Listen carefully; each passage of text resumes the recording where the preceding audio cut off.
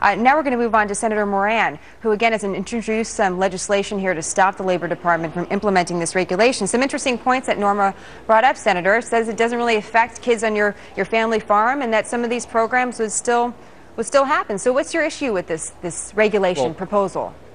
Norma and I certainly disagree about the consequences of this regulation, these proposed regulations. And I would tell you that while you introduced me as someone who's introduced legislation, that's true. But we've been trying to engage the Department of Labor for a long time to have a conversation with me and others. I've invited the Secretary to have a sit down and have a conversation about how life really works on farms across the country. In Kansas and across the nation, farming is a family opportunity. It's the way we're organized. It's the norm. And while Norma indicates that it doesn't affect family members, that's simply not the case. The Department of Labor has said that we're going to narrow the exemption for for kids who are working on their own family's farms. And then because of kind of the pressure that we put on, they said, well, we're going to take a step back and repropose that rule. But those issues are still out there. And so the department is interested, at least their initial regulations indicate they want to regulate the relationship between a parent and their child. And also you need to know that many family farming operations are with uncles and aunts, grandparents. It's a neighboring farmer. It's a way of life. And who more than parents are interested in their own kids' safety? And when you talk about 4-H and FFA, I don't have any doubt that this regulation doesn't ban 4-H and FFA.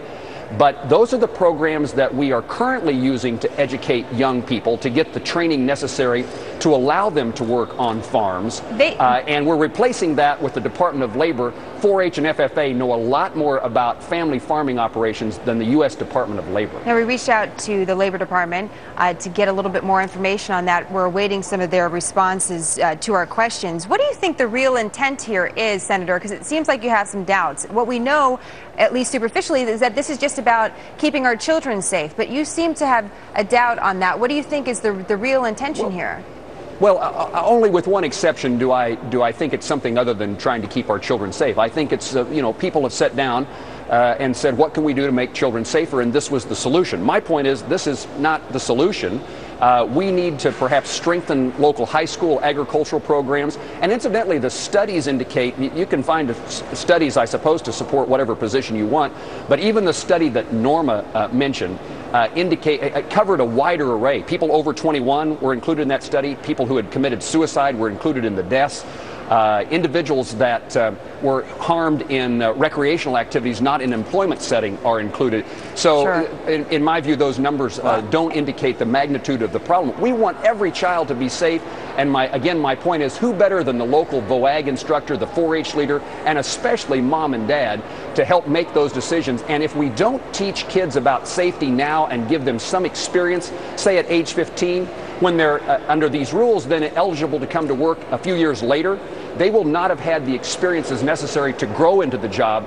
The average age of a farmer in the United States is nearly 60.